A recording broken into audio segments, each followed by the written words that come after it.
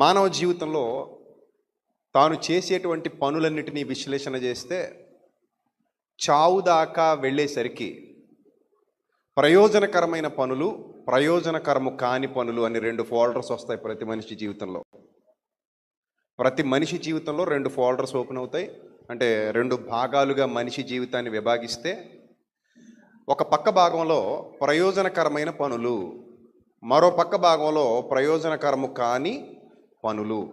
ఇది మనిషి జీవితం టోటల్గా. మీ జీవితం అయినా, నా జీవితం అయినా, భూమి మీద ఉన్న మరి ఏ ఒక్కరి జీవితం అయినా సరే ఈ 2 భాగాలు ఖచ్చితంగా ఉంటాయి.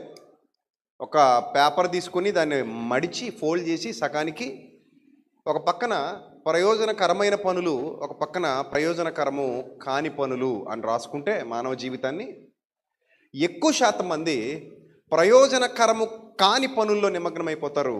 ప్రయోజనకరమైన విషయాలు తక్కువగా ఉంటాయి.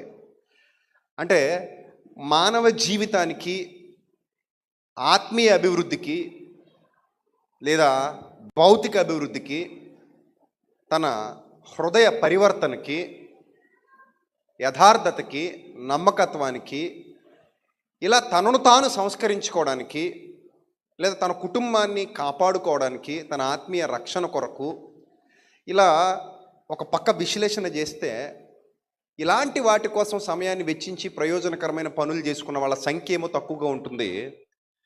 వ్యర్థమైన వాటి కోసం, పనికిరాని వాటి కోసం, పనికి మాలిన వాటి కోసం సమయాన్ని, ధనాన్ని, కాలాన్ని వెచ్చించి తమ చేతులతో తమ జీవితాన్ని తామే పాడు చేసుకోవడానికి చేసినటువంటి పనుల లిస్టు ఎక్కువ ఉంటుంది.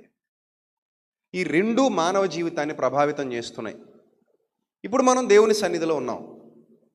ప్రయోజనకరమైన పని చేస్తున్నావా, ప్రయోజనకరం కాని పని చేస్తున్నావా? ఇక్కడికి వచ్చి చెప్పండి.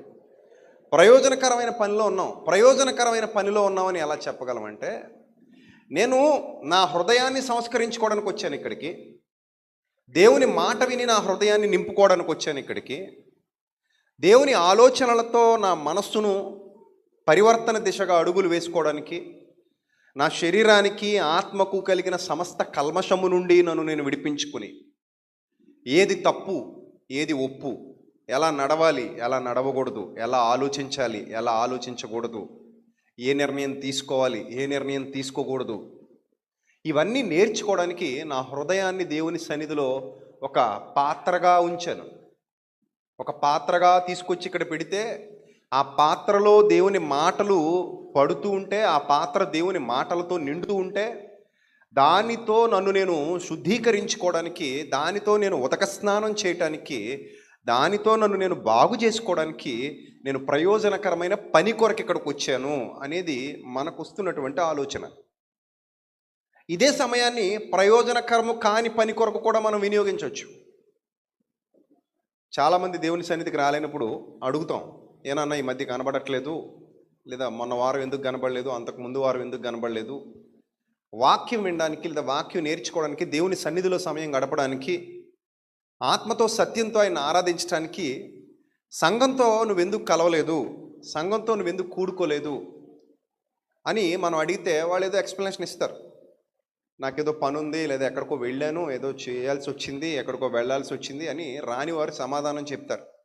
కానీ ఒకటి గుర్తుపెట్టుకోవాలి, మనల్ని అందరూ గుర్తుపట్టలేరు. మనం వచ్చామో లేదో అందరికీ తెలీదు. మనం వచ్చామో లేదో సేవకుడికి కూడా తెలియకపోవచ్చు, సేవకురాలికి తెలియకపోవచ్చు, సంఘంలో ఉన్న పెద్దలకి తెలియకపోవచ్చు. వారు మనల్ని పిన్ టు పిన్ ప్రతి ఒక్కరిని పట్టించుకుని గుర్తుపెట్టుకునేంత సామర్థ్యం కలిగిన వారుగా ఉండకపోవచ్చు. కానీ సర్వశక్తుడైన దేవుడు నిన్ను కొన్నాడు. తన కుమారుడైన క్రీస్తు స్వరక్తమిచ్చి సంపాదించాడు నిన్ను, నన్ను. ఆయనకు మాత్రం అందరూ గుర్తుంటారు కదా.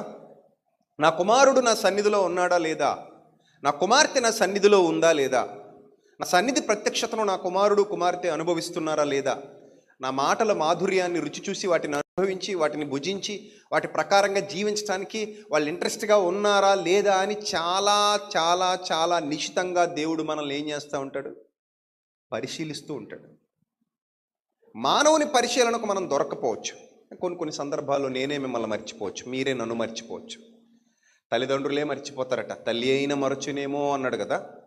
తల్లి అయినా మరుచునేమో, వారైన మరచుదురు కానీ నేను నిన్ను మరువను అన్నాడు. కాబట్టి సో మరువని దేవుడు, ఆయన మరువడు, విడువడు, ఎడబాయడు అనే విషయం మనందరికీ తెలుసు కనుక ఈ విషయాన్ని మనం స్పష్టంగా ఆలోచన చేస్తే, ప్రియమైన దేవుని సంగమా, ఎప్పుడూ కూడా మన కాన్షియస్నెస్ ఎలా ఉందో దానికంటే కొన్ని వందల రెట్లు ఎక్కువ దేవుడు మన పట్ల కాన్షియస్గా ఉన్నారు అనేది సత్యం. అందుకే నువ్వు ఆయన సన్నిధిలో నిలబడ్డావా లేదా అని ఆలోచించేది ఆయన. నా కుమారుడు నా సన్నిధికి వచ్చాడా లేదా అని ఆలోచించేది ఆయన. నా కుమారుడు నా మాటలు వినడానికి సిద్ధంగా ఉన్నాడా లేదా, నా కుమార్తె సిద్ధంగా ఉందా లేదా అని ఆలోచించేది ఆయన. నీకంటే నాకంటే మనందరికంటే ఎక్కువగా మన మీద కాన్సన్ట్రేషన్ ఎవరికి ఉంటుందంటే ఆయనకు ఉంటుంది. ఇది సత్యం. ఎందుకంటే మనల్ని ఇలా కూర్చోబెట్టుకోవాలనుకున్నది ఆయన, మనల్ని సంఘంలోనికి తీసుకురావాలనుకున్నది ఆయన, తన బోధ మనకు వినిపింపజేయాలనుకున్నది ఆయన, ఆ బోధతో మనందరి ఆత్మీయ జీవితాల్ని సంస్కరించాలనుకున్నది ఆయన. అంటే మనందరి బ్రతుకులు ప్రయోజనకరంగా ఉండాలి అని దేవుడు కోరుకున్నాడు తప్ప ప్రయోజనకరము కాని పరిస్థితుల్లోనికి వెళ్ళాలి అని దేవుడు కోరుకోలేదు. అది ఆరాధన అయినా సరే, ఆత్మీయ జీవితం అయినా సరే, వ్యక్తిగత జీవితం అయినా సరే, భౌతిక జీవితం అయినా సరే, మరే జీవితం అయినా సరే, మనం ప్రయోజనకరమైన పరిస్థితుల్లో ఉండాలని దేవుడు కోరుకున్నాడు. ఆనాటి ఇశ్రాయేలు గురించి కూడా మాట్లాడుతూ ఒక మాట మనం గ్రంథంలో చూస్తే సమూయేలు మొదటి గ్రంథం 12వ అధ్యాయం 21వ వచనం చూద్దాం ఒకసారి. సమూయేలు మొదటి గ్రంథం 12వ అధ్యాయం 21వ వచనం. సమూయేలు మొదటి గ్రంథం 12వ అధ్యాయం 21వ వచనం. ఆయనను విసర్జింపకుడి, ఆయనను విసర్జించువారు ప్రయోజనము మాలినవై అన్నాడు. చూడండి, ఆయనను విసర్జించువారు. ఇశ్రాయేల్లో చాలామంది ఆయన విసర్జించడానికి ప్రయత్నించారు కాబట్టి ఆనాడే చెప్తున్నాడు వాళ్ళకి, ఆయన విసర్జించువారు ప్రయోజనము మాలినవై రక్షింపలేని మాయాస్వరూపములను అనుసరించుదురు, నిజముగా అవి మాయే అంటాడు. ఏమండి, ఆయనను విసర్జింపకుడి, ఆయనను విసర్జించువారు ప్రయోజనము మాలినవై అంటే ప్రయోజనం లేని దానికోసం వెళుతున్నావు నువ్వు. ప్రయోజనకరమైన దానికంటే కూడా ప్రయోజనం కాని దాని కొరకు పరుగులు తీస్తున్నావు అని చెప్తున్నాడు ఇక్కడ. మన జీవితాల్లో కూడా చాలా సందర్భాల్లో పనికొచ్చే పనులు తక్కువ చేస్తారు, పనికిరాని పనులు ఎక్కువ చేస్తారు. ఏమే రైట్ ఆర్ రాంగ్? మిమ్మల్ని అందరిని ఒక ప్రశ్న అడుగుతాను ఈరోజు ఇక్కడ. నేను ఎప్పుడు పనికిరాని పని చేయలేదండి, నా లైఫ్లో ఎప్పుడు పనికొచ్చే పనులే చేశా అనేవాళ్ళు ఒక్కరున్నా నేను మీకు చేతులెత్తి నమస్కరిస్తాను. నా ఎంటైర్ లైఫ్లో ఎప్పటి వరకు పనికిరాని పని ఒకటి కూడా చేశానని నా మైండ్లో లేదు. పనికిరాని పని నేను ఇప్పటి వరకు చేయలేదు, నేను చేసినవన్నీ కూడా పనికొచ్చే పనులే చేశా అన్నవాళ్ళు ఎవరైనా ఒకవేళ ఉంటే నేను చేతులెత్తి నమస్కరిస్తాను. Anybody here? Nobody here. Because ఎవరు లేరు. ఎందుకు ఎవరు లేరు అంటున్నానంటే, మన జీవితంలో నిజంగా అన్నీ పనికొచ్చే పనులే చేసి ఉండుంటే ఈ రోజుకి మనం ఎలా ఉండేవాళ్ళం అంటే ఒక లెవెల్లో ఉండేవాళ్ళం కదా. పాపము అనేది కూడా మన జీవితంలోకి వచ్చేదే కాదు. సో నీతిమంతుడు లేడు, ఒక్కడూ లేడు అన్నట్టు, అందరూ పాపము చేసి దేవుడు అనుగ్రహించు మహిమను పొందలేకపోయారన్నట్టు మన జీవితంలో పనికి రానివి ఎన్నో ఉంటాయి. అరే, ఈ డెసిషన్ తీసుకోకుండా ఉంటే బాగుండేది, ఈ నిర్ణయం తీసుకోకుండా ఉంటుంటే బాగుండేది, ఈ ఆలోచనలు చేయకుండా ఉండుంటే బాగుండేది, నేను ఇలా ఎందుకు ఆలోచించాను, ఎలాంటి నిర్ణయం ఎందుకు తీసుకున్నాను, ఇలాంటి మార్గాల్లోనికి ఎందుకు వెళ్ళానని చాలా సందర్భాల్లో చాలామంది బాధపడుతూ ఉంటారు. ఎందుకు బాధపడతారు అంటే డెసిషన్ మేకింగ్ కరెక్ట్గా లేదు కాబట్టి రాంగ్ డెసిషన్స్ తీసేసుకున్నారు. ఎప్పుడైతే రాంగ్ డెసిషన్ తీసుకుంటారో ఇంకా ఆటోమేటిక్గా లైఫ్ అంతా కొలాప్స్ అయిపోద్ది, లైఫ్ నాశనానికి వెళ్ళిపోద్ది. జీవితాన్ని చేతులారా విరిచేసినట్టే, జీవితాన్ని చేతులారా పాడు చేసేసుకున్నట్టే. ఏమండి, చాలా పవర్ ఉంటుంది రాంగ్ డెసిషన్కి. గుడ్ డెసిషన్ కంటే ఎక్కువ పవర్ ఉంటుంది. ఇక్కడ చెడిపేసేదానికి బాంబుకి ఎక్కువ పవర్ కదా. పేలగొట్టేస్తుంది జీవితాన్ని, నాశనం చేసేస్తుంది జీవితాన్ని. కాబట్టి ప్రయోజనకరము కాని పనుల కోసం మీరు వెళ్తున్నారు, ఆయన విసర్జించాడు. ఇక్కడ ఇర్మియా గ్రంథం 2:11 కూడా ఇలాంటి మాటే మాట్లాడతాడు. చూద్దాం ఒకసారి. ఇర్మియా గ్రంథం 2వ అధ్యాయము 11వ వచనం చూద్దాం.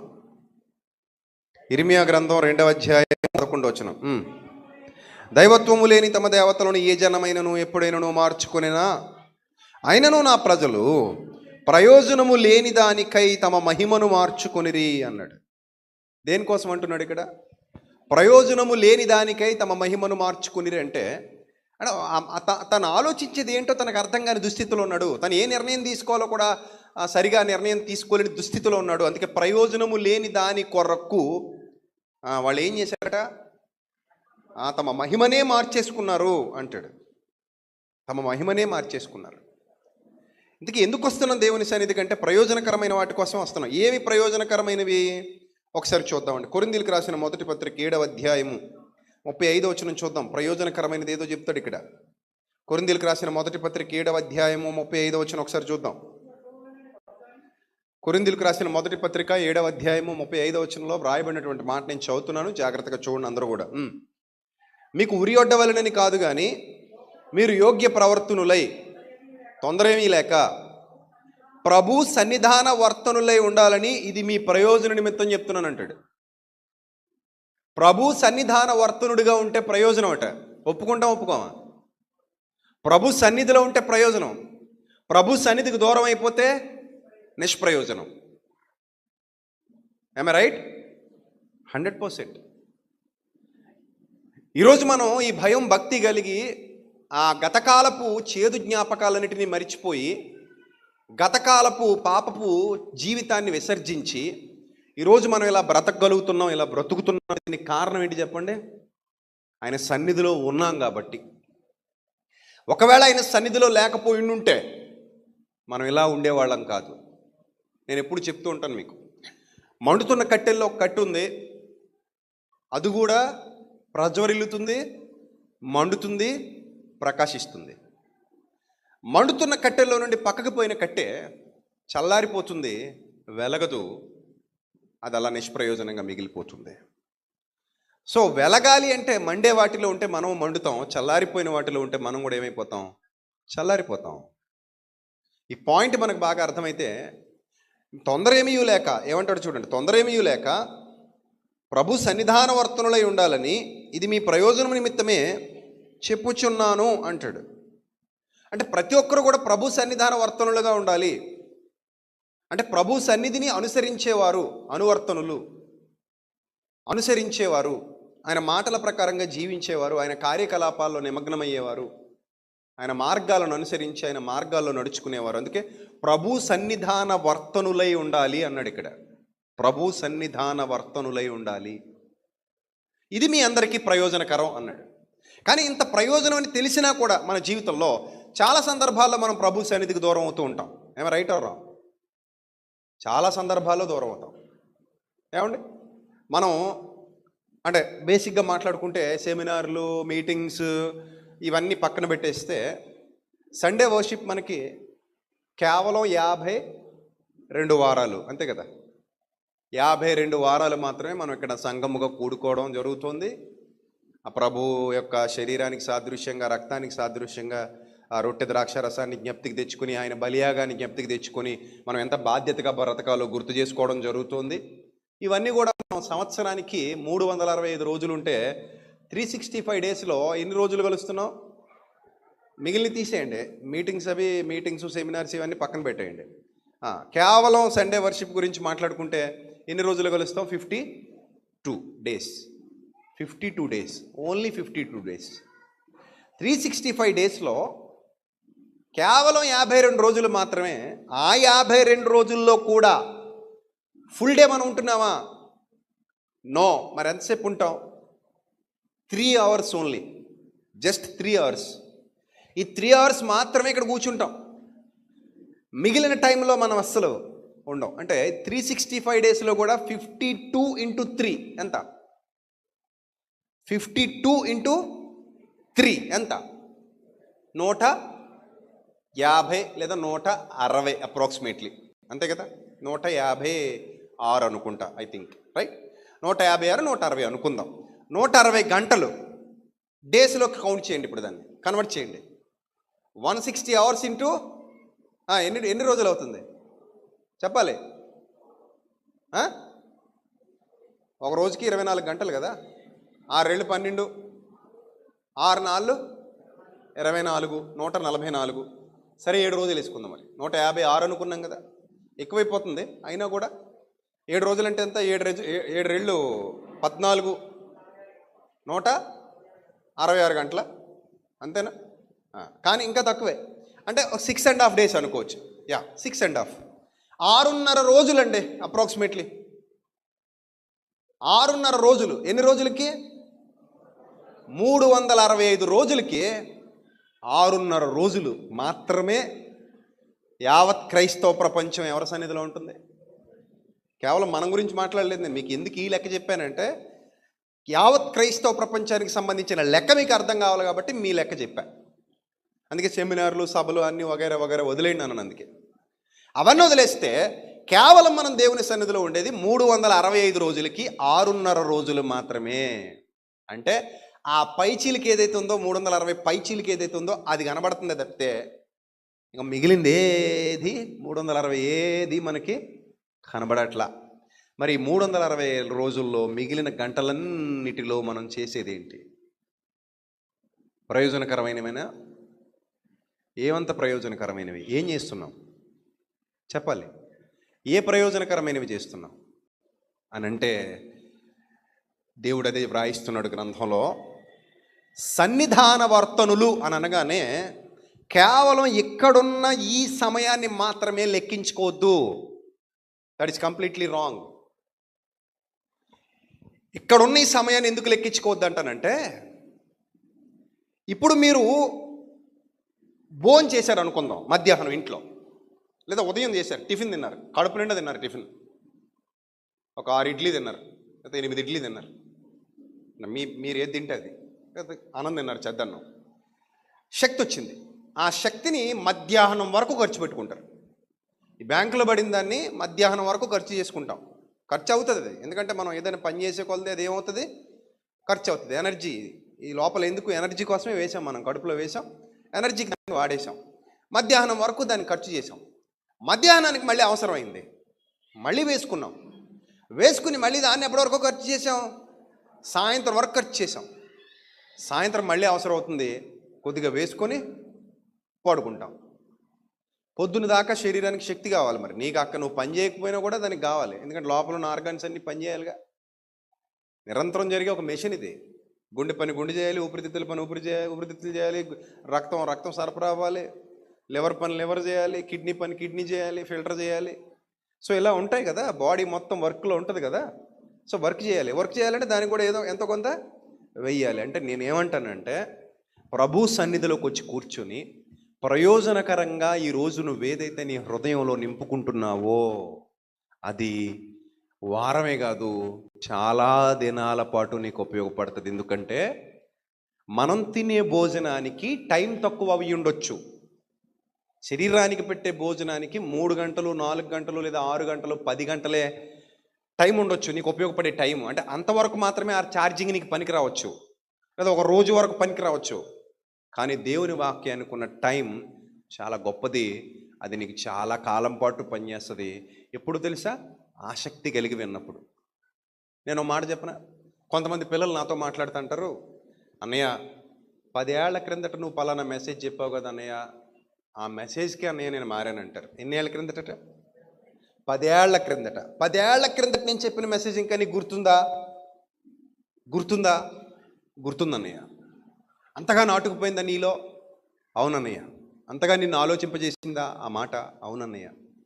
అప్పటి నుంచే నేను దేవుని కొరకు నిలబడ్డాను, అప్పటి నుంచే నేను లోకానికి వేరయ్యాను, అప్పటి నుంచే నేను ప్రభు కొరకు బ్రతకాలనుకుని నిశ్చయించుకున్నాను, అప్పటి నుంచే నేను దేవుని పనిలో ఉన్నాను, దేవుని మాటలతో పెంపారుతూ ఉన్నాను, దేవుని మాటల్లో వర్ధిల్లుతూ ఆయన పనిని బాధ్యతగా చేస్తున్నాను.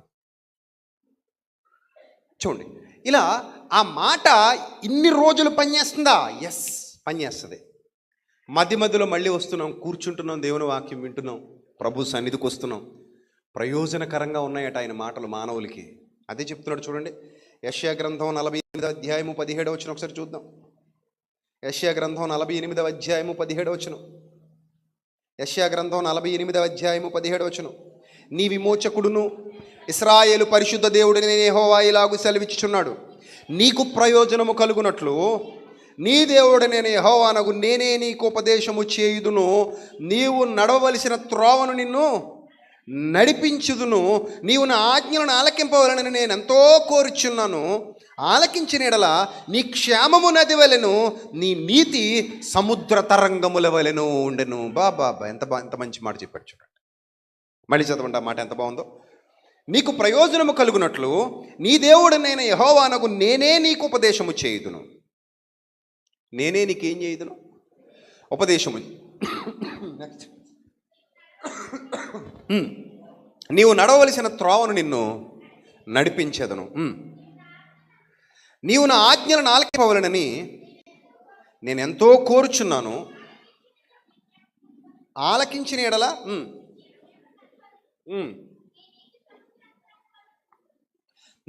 నీ క్షేమము నది వలెను, నీ నీతి సముద్ర తరంగముల వలెను ఉండెను. చూసారా, ఆయనే కోరుతున్నాడట. ఆయన ఉపదేశం ద్వారా మనకి ఏం కలగాలని? క్షేమం, ప్రయోజనం కలగాలి. నీకు ప్రయోజనం కలుగునట్లు నీ దేవుడిని యెహోవానగు నేను నీకు ఉపదేశం చేయదు. ఆయన మాట్లాడతాడట మనతో. ఆయనే మాట్లాడతాడు. ఆయన మాట్లాడితే ఏమవుతుంది? మన హృదయంలో ఆయన మాటలు నాటుకుపోతాయి. అవి ఎప్పుడైతే నాటుకుపోయాయో మనలో మనకే తెలియని పరివర్తన, ఆకర్షణ. నిజం, దేవుడు నిన్ను నన్ను ఆకర్షించుకోబట్టే మనం ఆయన పనిలో ఉన్నాం. లేకపోతే ఆయన పనిలో మనం ఉండం. నా తండ్రి వారిని ఆకర్షించితేనే కానీ ఎవడును నా యొద్దకు రాలేడు. నేను బాధ్యత గల పిల్లల గురించి ఒక మాట చెప్తాను. బాధ్యత గల పిల్లల గురించి. అక్కడ వర్క్ చేస్తున్నారు ఒక 3 పిల్లలు, మీకు తెలీదు. సో ఒక 3 పిల్లలు పనిచేస్తున్నారు. అక్కడ వంట దగ్గర ఒక 4, 5, 10 మంది పిల్లలు పనిచేస్తున్నారు. ఇలా మన మినిస్ట్రీలో వర్క్ చేస్తున్నటువంటి పిల్లలు చాలామంది ఉన్నారు కదా. ఈ పిల్లలు బాధ్యత కలిగి పనిచేశారనుకోండి, అందరూ గుర్తుపెట్టుకోవాలి. ఎవ్రీవన్ మస్ట్ అండ్ షుడ్గా గుర్తుపెట్టుకోండి. బాధ్యత కలిగి పనిచేస్తున్నారు అనుకో, అంటే శ్రద్ధగా, బాధ్యతగా, వస్తువుల దగ్గర జాగ్రత్త కలిగి. ఎందుకంటే యెహోవా పైన శ్రద్ధగా చేయువాడు శాపగ్రస్తుడు. ఈ మాట గ్రంథంలో వ్రాయించింది ఎవరంటారు? చెప్పండి, ఎవరు? దేవుడే. ఏమండి, నేను రాయించలేదు కదా, దేవుడు రాయించాడు. యెహోవా పైన అశ్రద్ధగా చేయువాడు శాపగ్రస్తుడు అని బైబిల్లో ఉంది. నేను శాపాన్ని పొందుకోవడానికి దేవుని సన్నిధికి రాలా. మరి ఎందుకు వచ్చాను? నేను ఆశీర్వదింపబడాలనే వచ్చాను దేవుని సన్నిధికి. సో ఇప్పుడు పని అంటే దేవుని పని అనేది నాకే ఎందుకు అప్పగించబడింది అంటే నేను ఆయన ఆకర్షించుకున్నాడు కాబట్టి, నేను ఆయన మాట ఆకర్షింపబడ్డాను కాబట్టి నేను ఇక్కడికి వచ్చా, ఇప్పుడు కూర్చున్నా. ఆ వస్తువులు కానీ, ఇప్పుడు నిన్న ఇదిగో కొత్తగా ఐటమ్స్ అన్నీ కొన్నాం. ఆ బాక్సులు అవి అన్న ఇచ్చారు. ఐటమ్స్ అన్నీ నిన్న కొన్నాం. దాదాపు 1,50,000, 1,30,000 ఖర్చు అయింది. వాటికి కనబడిన ఖర్చులు ఇవన్నీ. సో ఇప్పుడు ఆ వస్తువుల బాధ్యత ఎవరికి అప్పగించేసామంటే ఒక 2-3 కుర్రాళ్ళకి ఇచ్చేసాం అనుకోండి. నిజమే అది, ఏరా? అవును కదా, రైట్. తలూపాడు. 2-3 కుర్రాళ్ళకి అప్పగించేసాం. అందులో మిక్కీ ఉంటాడు, మన విజయ్ ఉంటాడు, మన తమ్ముడు ఉంటాడు, వీళ్ళందరూ ఉంటారు. వీళ్ళందరికీ అప్పగించేసాం. ఇప్పుడు నేను పట్టించుకుంటాను వాటిని? పట్టించుకోను. ఆ వస్తువు ఎవరి కోసం మేమందరం కలిసి కొన్నామంటే ఆయన పని కోసం కొన్నాం. ఆయన పని కోసం మేమందరం కలిసి ఈ వస్తువు కొన్నప్పుడు, లేదా మనందరం కలిసి ఈ వస్తువు కొన్నప్పుడు, ఈ బాధ్యత ప్రత్యేకంగా వీళ్ళకే అప్పగించినప్పుడు వీళ్ళు దాన్ని ఏ దృష్టితో చూడాలంటే, ఇది కేవలం ఏదో నామకార్థంగా వాడి పడేసే వస్తువు అని చూడరు వీళ్ళు. ఎలా చూడాలి ఇప్పుడు దాన్ని? ఇది దేవుని కార్యానికి ఉపయోగపడే వస్తువు, దేవుని పనికి ఉపయోగపడేటువంటి వస్తువు కనుక ఈ వస్తువును నేను నాకు అప్పగించారు కాబట్టి జాగ్రత్తగా, బాధ్యతగా చూసుకోవాల్సినటువంటి అవసరం ఎంతైనా ఉంది. ఒకవేళ నేను నా బాధ్యతను విస్మరించి దీన్ని నేను పాడు చేస్తే ఆ డబ్బులన్నీ ఏమైపోయినట్టు? నేను ఖర్చు పెట్టిన 1,30,000 ఏమైపోయినట్టు? నిష్ప్రయోజనం అయిపోయినట్టు, వృధా అయిపోయినట్టు. సో అంత డబ్బు వృధా చేశాను అంటే దానికి నాకు దీవెన వస్తుందా, శాపం వస్తుందా? కదా. అందుకే అంటాడు, యెహోవా పైన అశ్రద్ధగా చేయవాడు శాపగ్రస్తుడు. రైట్. అలాగే మన మినిస్ట్రీకి ఒక 2 నెంబర్లు ఉన్నాయి. 6339 ఒకటి, 6349 ఒకటి. ఆ నెంబర్లు 2 ఇద్దరికి అప్పగించేశాను. నా దగ్గర లేవుగా. ఒక అమ్మాయి చెల్లెమ్మ చూసుకుంటుంది ఒక నెంబరు, ఒక నెంబర్ అయితే మన తమ్ముడు చూసుకుంటాడు. సో కొంతమంది, ఏమండి మేము మెసేజ్ పెట్టామండి మాకు రిప్లై రాలేదని అంటారు. నేనేం చేయాలి ఇప్పుడు? ఎవరిని అడగాలి ఇప్పుడు? ఇందాక ఒక ఆయన వచ్చారు, ఫోన్ చూపిస్తున్నారు నాకు, హైదరాబాద్ నుంచి వచ్చారు. సార్ మెసేజ్ పెట్టాం సార్, ఇదిగోండి సార్ మీ వాళ్ళు రిప్లై ఇవ్వలేదు సార్ అని చూపిస్తున్నాడు నాకు. మా వాళ్ళు బిజీగా ఉంటారండి ఏమనుకోకండి అన్న. మా వాళ్ళు బిజీగా ఉంటారండి ఏమనుకోకండి, పర్లేదండి తర్వాత అయినా చూసి మీకు రిప్లై ఇస్తారులేండి, వెయిట్ చేయండి అన్న. అంటే ఇప్పుడు కొన్ని సందర్భాల్లో వాక్యం వినేవాళ్ళు వాళ్ళకి డౌట్లు రావచ్చు, లేదా వాళ్ళు ఏదైనా నిర్ణయాలు తీసుకోవచ్చు, లేదా దేవుని పని చేయాలనుకోవచ్చు, సో ఇంకోటి చేయాలనుకోవచ్చు.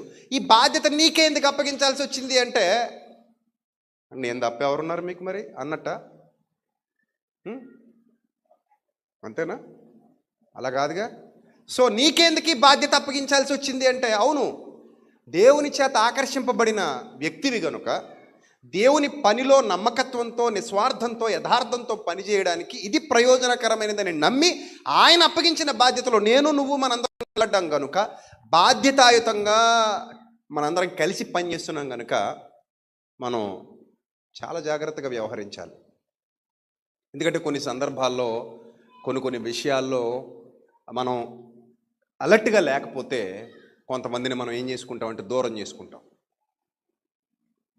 ఏమంటే నోటీస్ వచ్చేసిన తర్వాత, పని పూర్తయిపోయిన తర్వాత మనం పరిగెత్తికెళ్తే ఉపయోగం ఉందా?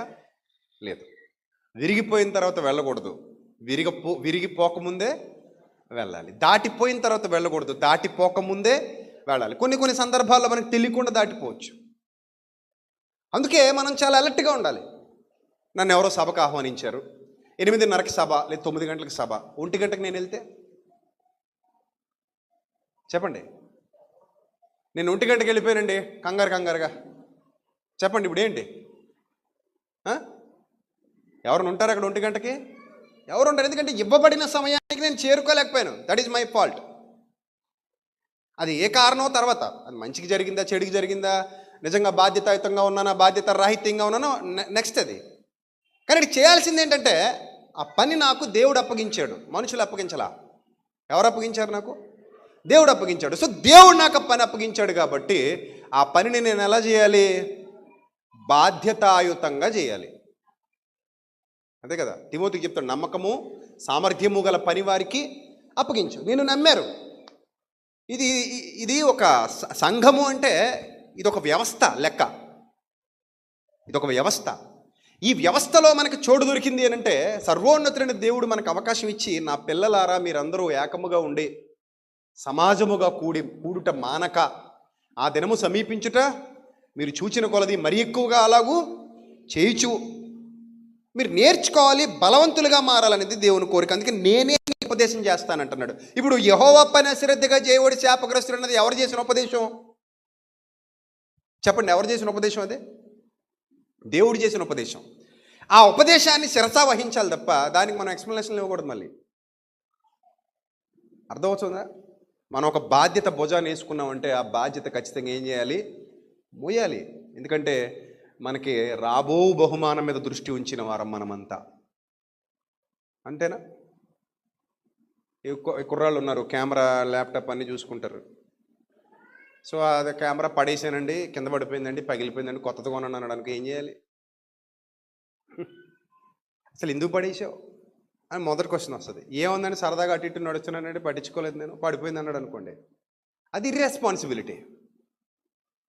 ఇప్పుడు మన చేతులతో మనమే పాడు చేస్తున్నాం, దట్ ఈజ్ ఇర్రెస్పాన్సిబిలిటీ. మనకు తెలియకుండా జరిగిపోయిందంటే దట్ ఈజ్ యాక్సిడెంట్. సో యాక్సిడెంట్కి ఇర్రెస్పాన్సిబిలిటీకి చాలా తేడా ఉంది. యాక్సిడెంట్ అయితే యాక్సెప్ట్ చేయొచ్చు, ఎందుకంటే అది యాక్సిడెంట్లుగా జరిగింది, అది మన ప్రమేయం లేదు అది.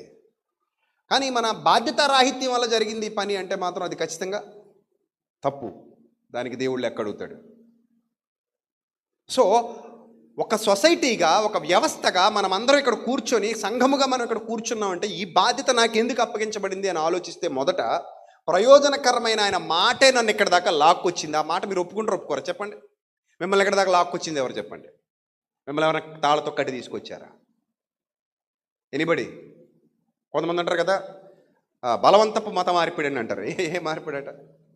బలవంతపు మత మార్పిడి. ఇక్కడ ఇన్ని 100 మంది ఉన్నారు.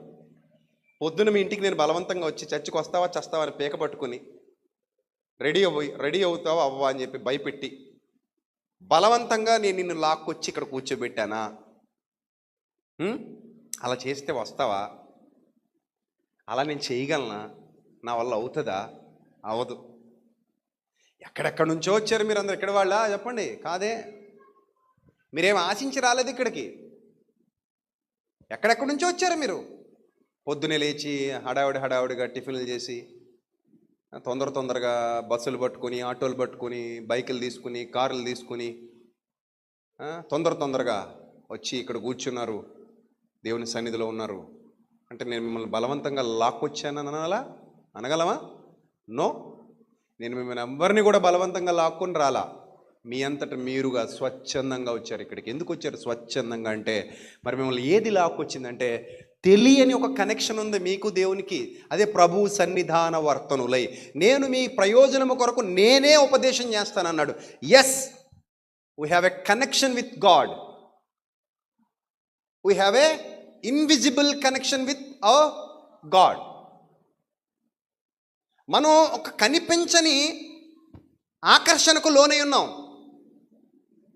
ఒక కనిపించని ఆకర్షణ. నా తండ్రి వారిని ఆకర్షించితేనే కానీ వాడు నా యొద్దకు రాడు. ఈరోజు నేను దేవుని సన్నిధికి వెళ్ళాలండి. కాదు, పెళ్ళికి వెళ్దాం సరదాగా ఈ రోజుకి. లేదండి, రాలేనండి. సరదా మాతో పాటు పార్టీకి వస్తావా? నో సార్, నేను రాలేనండి. వై? ఎందుకు రాలేవు? లేదండి, నాకు దేవుని సన్నిధికి వెళ్ళాలి. దానికంటే గొప్పదేం లేదా? లేదండి, తప్పదండి. ఏంటి అంత కమిట్మెంట్ అండి నీకు? లేదండి, నేను ఎప్పుడో కమిట్ అయ్యానండి. ఎందుకంటే నా 365 రోజుల్లో నేను ఇచ్చేదే ఎన్ని రోజులండి? నేను ఇచ్చేది ఎన్ని రోజులండి? 6 రోజులండి. 6 రోజులు. ఒకవేళ కాలానికి మన వాళ్ళు చెప్తారు కదా దశంభాగం అని, మనం చెప్పం. కాలానికి ఒకవేళ దశంభాగం పెడితే ఎంత అండి అది? 365 రోజులకి అయితే ఎంత? 36.5 గంటలు అనుకుంటా, అంతే కదా? అంతేనా? అంతేనా ఇంకెక్కువ? 36 రోజులా? సారీ, నేనే తప్పు చెప్పా. 10 రోజులకు ఒక రోజు కదా. నాకు దీని మీద అలవాట్లేక మరి గుర్తులేదు. 10 రోజులకు ఒక రోజులు అంటే 36.5 రోజులు అనుకుంటా, అంతే కదా? 36 ప్లస్ 5 రోజులు మిగులుతుంది. మరి అందులో ఒక అర తీయాలి కదా. పోనీ ఎంతో కొంత వేసుకోండి, 36 వేసుకోండి. ఆ 36 రోజులు కూడా లేవు కదా మనకి, ఉన్నాయా? టోటల్గా తీస్తే ఎంత వచ్చింది? 6 రోజులు వచ్చింది. చూడండి మరి. సో అప్పుడు లేదండి, నేను అసలు ఇప్పటికే నేను చాలా తక్కువ అండి, ఈ తక్కువలో తక్కువ కోతలు విధించడం నా వల్ల కాదు. సో అక్కడికి వెళ్ళేదే నేను వాక్యం నేర్చుకోవడానికి, ఆ ప్రభు సన్నిధిని అనుభవించడానికి. ఆ ప్రభు సన్నిధిలో, ఆ వాతావరణంలో ప్రభువా నువ్వు నాతో ఉన్నావన్న విశ్వాసాన్ని ఇంకా బలపరుచుకోవడానికి, నేను నీతోనే ఉంటానన్న నమ్మకత్వాన్ని ఇంకా దృఢపరుచుకోవడానికి, ప్రభువా నీ మార్గాల్ని నేను అనుసరిస్తున్నాను చెప్పడానికి. అది నా బాధ్యత అని అనుకుని వచ్చిన వాళ్ళం మనం అందరం ఇక్కడికి. నేను ఎవరిని బలవంతంగా లాక్కురాలా. కనీసం మీకు ఎప్పుడైనా రేపు సండే అని మెసేజ్ పెట్టడం చూసారా? గ్రూప్లో ఎప్పుడైనా రేపు సండే మీరు తప్పకుండా రావాలి, ఆరాధనలో పాల్గొనాలి అని ఎప్పుడైనా మీకు మెసేజ్ వచ్చిందా? రాలేదు. అయినా మీరు వచ్చారంటే మీకు మీరే చప్పట్లు కొట్టుకోవాలి. మరి అంతే. మరి ఎందుకు నేను అలా చెప్తున్నానంటే, కనిపించని ఒక ఆకర్షణ ఏదైతే ఉందో అది దేవునితో మన బంధాన్ని పెంచుతుంది, దేవునితో మన అనుబంధాన్ని పెంచుతుంది. ఈవెన్ నేను కూడా అంతే. ఎందుకు నేను వాక్యం చదవాలి? ఎందుకు నేను వాక్యం ప్రకటించాలి? ఎందుకు నేను దేవుని పని చేయాలి? ఎందుకు నేను తిరగాలి అనేక ప్రాంతాలకి? ఎందుకు నేను కొన్ని సందర్భాల్లో నిందలు భరించాలి, కొన్ని సందర్భాల్లో అవమానాలు భరించాలి? ఎందుకు నేను ఇవన్నీ ఎదుర్కోవాలి? ఏంటి నాకు ఇదంతా అని నేను అనుకుంటే, అప్పుడు నాకు చెప్తోంది, నా మనస్సాక్షి చెప్తోంది, నువ్వు దేవునితో నిబంధన చేసిన వాడవు కావా? ఎస్. నువ్వు దేవునికి నీ శరీరాన్ని సజీవయాగంగా సమర్పించిన వాడవు కావా? ఎస్. సువార్త ప్రకటించవలసిన భారం నా మీద మోపబడిందని ఒప్పుకున్నవాడవు కాదా పెదవులతో? ఎస్. ప్రభువా నీ ఆత్మల సంపాదన కొరకు నువ్వు నాకు అప్పగించిన బాధ్యత కొరకు అవసరమైతే ప్రాణమైనా ఇస్తాను ప్రభువా అని మాటివ్వలేదా నువ్వు దేవునికి? ఎస్. అందుకే కదా నిన్ను నమ్మి ఆయన పిల్లల్ని నీ చేతులకు అప్పగించాడు. ఎస్. మరి ఆ బాధ్యతను సక్రమంగా నిర్వర్తించాల్సినటువంటి యథార్థత నీలో ఉండాలా వద్దా? ఎస్, ఉండాలి. ఇవన్నీ కనెక్షన్ విత్ గాడ్. అదే చెప్తున్నాను, we have a connection with God. దేవునితో మనల్ని కలుపుతుంది ఇది. అలా కలపబట్టే కనిపించని ఆకర్షణే మిమ్మల్ని, నన్ను, మనందరినీ ఇక్కడ లాక్కొచ్చింది. కనిపించదు ఆకర్షణ. ఉంది, దేవుడు మనల్ని ఆకర్షించుకున్నాడు అన్న సత్యం అది. సో ఈ ఆకర్షణ ఎప్పటికీ బలాభివృద్ధి చెందాలి తప్ప దినదినాభివృద్ధి, క్షేమాభివృద్ధి చెందాలి. అందుకే అన్నాడు ప్రయోజనకరమైన పనులు చేయండి. ఏమండి, తిమోతికి రాసిన మొదటి పత్రిక 4వ అధ్యాయం 8వ వచనం చూడండి. తిమోతికి రాసిన మొదటి పత్రిక 4వ అధ్యాయం 8వ వచనం చూడండి, జాగ్రత్తగా చూడండి అందరూ కూడా. 7వ వచనం నుంచి చదువుదామండి. 7వ వచనం నుంచి చదువుదాం. సారీ, 6 నుంచి చదవండి ఫుల్ఫిల్గా. ఈ సంగతులను సహోదరులకు వివరించిన ఎడల నీవు అనుసరించుచు వచ్చిన విశ్వాస సుబోధ సంబంధమైన ఏంటట, సుబోధ సంబంధమైన వాక్యముల చేత పెంపారుచు. దేని చేత?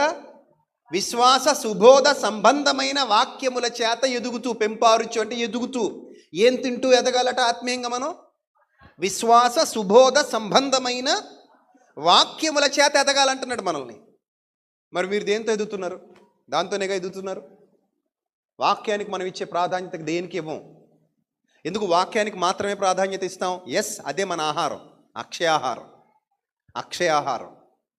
ఆ ఆహారానికే మనం ప్రాధాన్యత.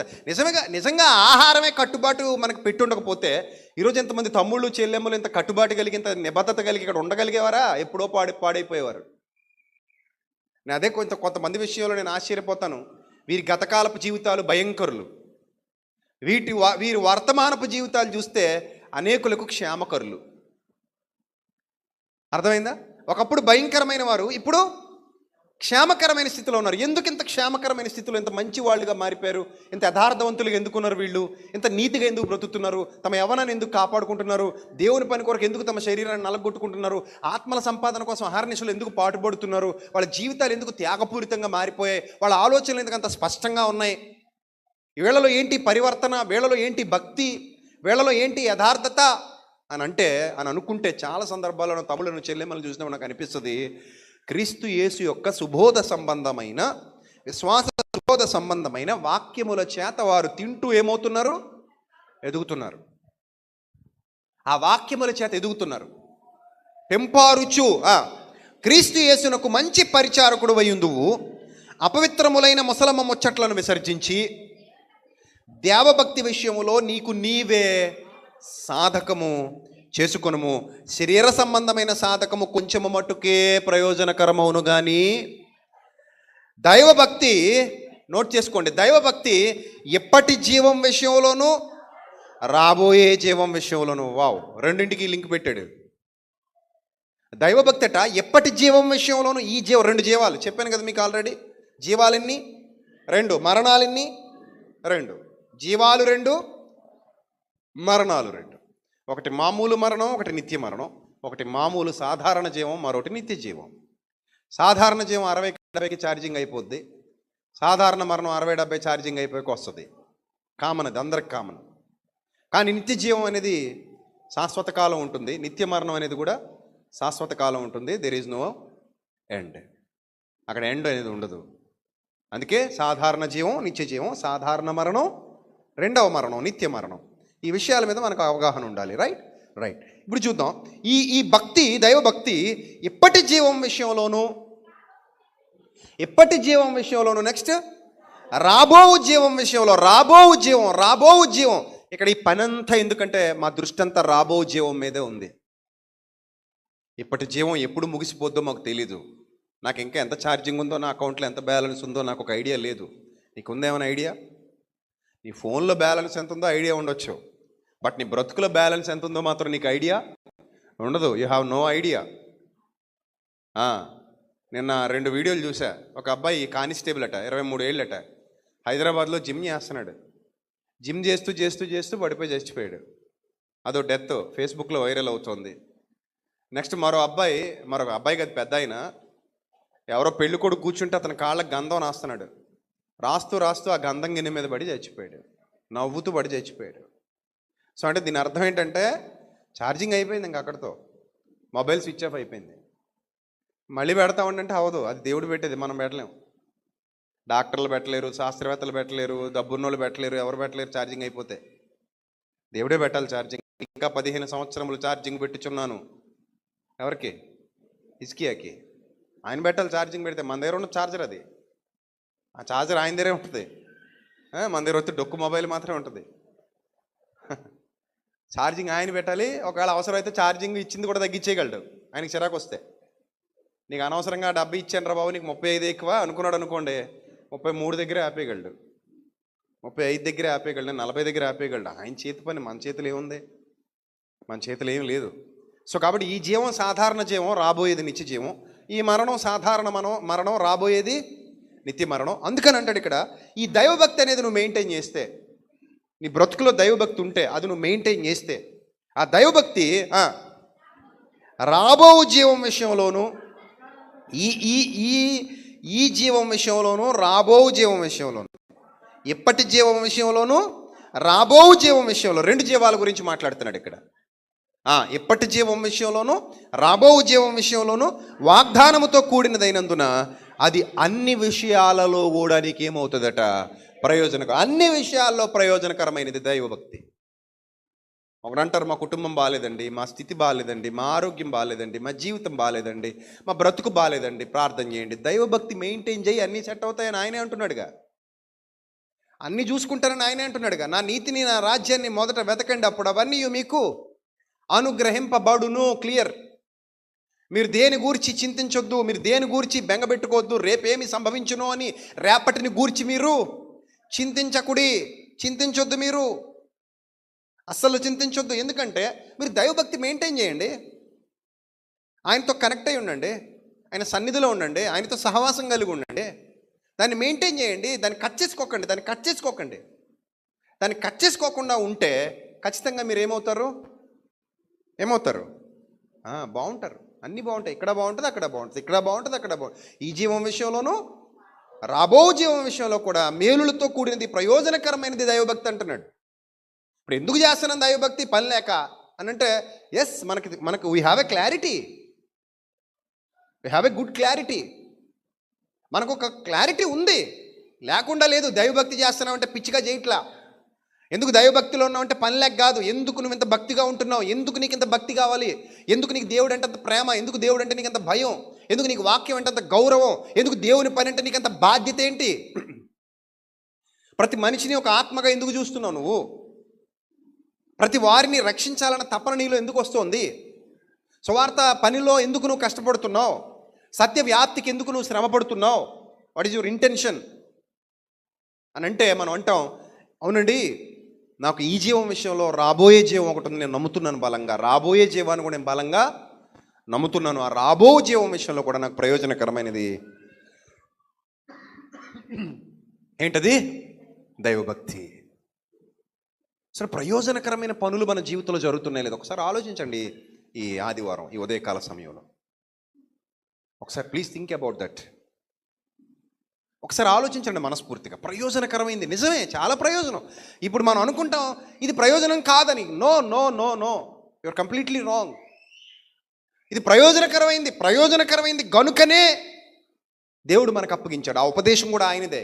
ఆ పని అప్పగించింది కూడా ఎవరు చెప్పండి? నేనా? ఆయనే. యెహోవా పని అన్నాడు. దాని పేరే ఆయన పేరు పెట్టాడు. ఆ పనికే ఆయన పేరు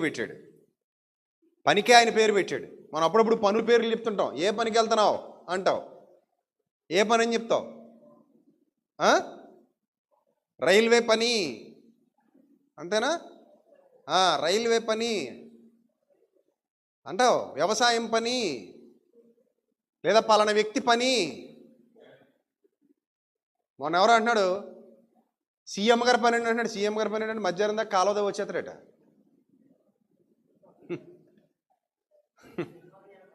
ఏంటది? ఉపాధి హామీ పథకం అట. సీఎం గారి పని అంటున్నాడు మొత్తానికి. ఇది కాలం సీఎం గారి కోసం చదువుతున్నావా ఏంది నువ్వు? కాదు కదా. సో అలా కాకుండా ఇక్కడ ఏమంటాడంటే యెహోవా పని అంటాడు. యెహోవా పని. వారు ద్రాక్షారసము తాగుచు, విందు చేయుచు, సితారా సానిక వాడుతూ ఉంటారు, కానీ ఏమి యోచించారట? యెహోవా పని యోచింపరటాడు. యెషయా గ్రంథంలో ఎంజాయ్ చేస్తారు, తినుము తాగుము సంతోషించు అంటారు, కానీ దేవుని పని అంటే అంతగా కాన్సన్ట్రేషన్ చేయరు. ఎందుకంటే వాళ్ళకి ఇంకా చాలా ఉన్నాయి. అంటే నీకు రెస్పాన్సిబిలిటీ లేదని అర్థం. గుర్తుపెట్టుకోండి, దేవుని పని అంటే చాలా బాధ్యతాయుతమైనది. అలాగే ఈ జీవితానికి ఒకటి ప్రయోజనకరమైనది. నువ్వు అనుకోవచ్చు నాకు ఏ మేలు జరగదని. ఎన్ని మేలులు మనకు తెలియకుండా జరుగుతాయో, మన జీవితంలో ఎన్ని మేలులు జరుగుతాయో మనకు తెలియకుండా. అన్నీ మనకు చెప్పి చేయడుగా ఆయన, అన్నీ మనకు చెప్పాల్సిన పని లేదుగా. చెప్పకుండానే నీ బ్రతుకులో కొన్ని వేల మేలులు జరుగుతూనే ఉంటాయి. ఇది ఇలాగే ఎందుకు జరిగిందంటే అలా జరిగించాడు కాబట్టి. అలా కాకుండా మరోలా జరుగుండుంటే, నిన్న మీ వదినమ్మ నాతో మాట్లాడుతూ మన అక్క వాళ్ళ అమ్మాయి బస్సు ఎక్కిందంట, చెవికేదో లాక్కుపోయారని చెప్తోంది. మన మనీ వాళ్ళ చెల్లి ప్రశాంతి బస్సు ఎక్కిందట. ఎక్కితే ఎవరో దొంగ ఆవిడ వచ్చిందట, చెవికి వేలాడుతుంది, గట్టిగానే పెట్టింది. అదేనా ఇంకోటా? సో మొత్తం మీద ఏదో వేలాడుతుంది, చూసి ఉంటుంది, బంగారం అని అనిపించి ఉంటుంది. ఇది లాక్కుపోతే ఇది నెలగడిచిపోతుంది ఆవిడ. వాళ్ళ కూతురు కాదు కదా, ఆవిడ కూతురు అయితే చెవి తెంపదు. ఎవరో కూతురు కాబట్టి తెంపేద్దామని చెప్పేసి చెవి పట్టేసుకుందాడు గట్టిగా. చెవి పట్టుకుని బస్సులో దూకేస్తే ఆ చెవి ఏమైనా ఓడల మర్రే ఆగడానికి. ఒక్కొక్కసారి కట్ అయిపోయి మాంసం పోయినా పోద్దు కదా. సో మొత్తం మీద ఎలా జరిగిందో అదైతే తెంపేసింది, తెగిపోయిందట. ఆ బస్సులోనే పడిపోయిందట. ఈవిడ మాత్రం దూకేసిందట కిందకి. ఈ అమ్మాయి బస్సులోనే ఉంది. ఎంత లక్ అంటే, ఒక రకంగా చెప్పాలంటే ఎంత దైవకృప అంటే అది. ఒకవేళ పక్క నుండి రన్నింగ్ బస్సు నుంచి లాగేసినా తల పగిలిపోవచ్చు, చెవి తెగిపోయినా బ్లీడింగ్ అవ్వచ్చు, పోతే దిక్కుమాల రింగ్ పోతే పోద్ది, కావాలని ఇంకోటి కొనుక్కుంటాం బతుకు బాగుంటాయి. అది పోయినా పెద్ద విషయం కాదు. కానీ వాళ్ళకి తెలియనిది ఏంటంటే, ఈ చైన్లు తెంపే వాళ్ళకి, రింగులు లాగే వాళ్ళకి, వీళ్ళకి తెలియని విషయం ఏంటంటే ప్రాణం ఎంత విలువైందో ఆ మూర్ఖులకి తెలీదు. వాడు చైన్ లాక్కుపోతుంటాడు, అప్పుడు పడిపోయి తల్ల పగిలిపోయిన వాళ్ళు ఉన్నారు, ఈడ్చుకుపోయిన వాళ్ళు ఉన్నారు, కొంతమంది ఈడ్చేశారు రోడ్డు మీద.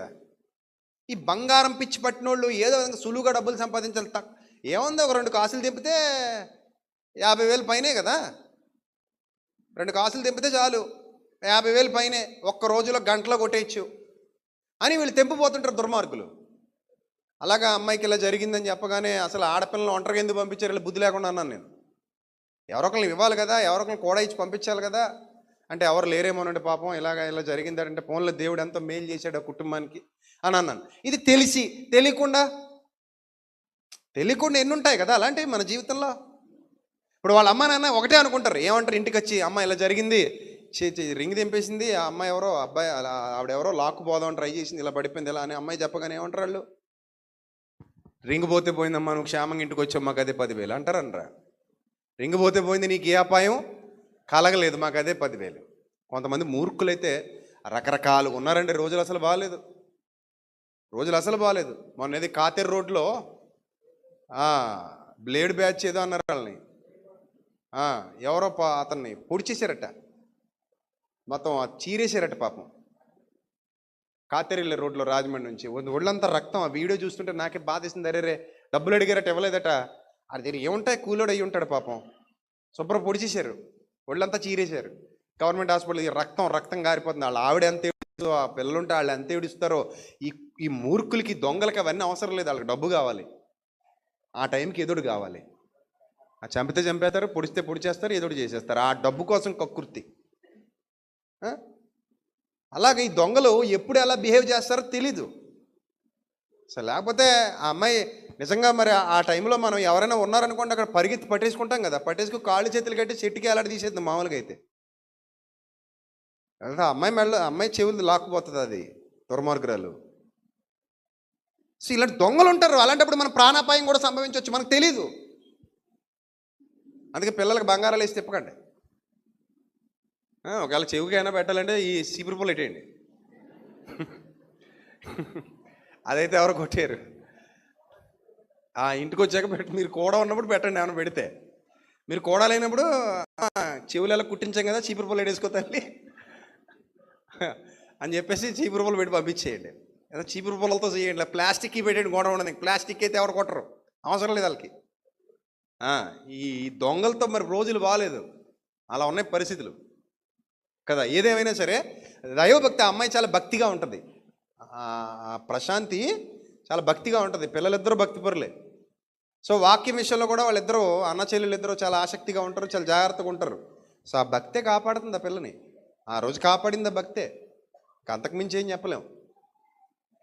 ఏదైనా జరగవచ్చు కదా, చిన్న చిన్న విషయాలకి ఏదైనా జరగవచ్చు. అలా దేవుని మహాకృప ఎప్పుడు మన జీవితాల్లో మేలు చేస్తో తెలియదు. మన ఎవరో వేణుగారు అమ్మాయినా కాళ్ళ పడిపోయింది అన్నారు మీరే కదా. ఎవరు, చిన్న అమ్మాయి పెద్ద అమ్మాయి? చిన్నది భారతి, పాటలు పాడే అమ్మాయి. మరి ఈత కొట్టడానికి వెళ్ళి ఉంటుంది. పాపం ఎందుకో పని మీద వెళ్ళిందట, కాళ్ళలో పడిపోయిందట. ఇంకా కాసేపు వదిలేస్తే చచ్చిపోద్ది, అంతే కదా. మరి అది అది కుటుంబం తట్టుకోగలిగే విషయం, అది కుటుంబం తట్టుకోగలిగే విషయం. అది ఒకవేళ జరగరాంది జరిగింది అనుకుందాం, ఆ అమ్మ నాన్న గుండెలు పగిలిపోతాయి. ఇంకా వాళ్ళ ఫ్యామిలీలో నిలబడలేరు, వాళ్ళు కుమిలిపోతారు, కుంగిపోతారు. ఇంకా వాళ్ళు ఎన్ని రోజులు గడిపినా సరే ఆ ప్రశాంతత రాదు, ఆ పిల్ల గుర్తుకొస్తానే ఉంటుంది. ఏదైనా కన్న కడుపు కదా. కానీ లక్కీగా అమ్మాయికి ఏం జరగల. అప్పుడు అనిపిస్తుంది, నువ్వు భక్తి చేయి. భక్తి చేస్తే ఎప్పటి జీవం విషయంలో, ఎప్పటి జీవం విషయంలో, రాబో జీవం విషయంలో కూడా అది నీకు ఎలా ఉందని చెప్తోంది వాక్యం. నా మాట కాదు, ఇది నా సొంత మాట కాదు, దేవుని మాట. ఏమని చెప్తోంది అక్కడ? నువ్వు భక్తి చేయి, యథార్థంగా భక్తి చేయి. అది ఎప్పటి జీవం విషయంలోనూ, రాబో జీవం విషయంలోనూ వాగ్దానముతో కూడినదైనందున అది అన్ని విషయములలో ప్రయోజనకరమవును అన్నాడు.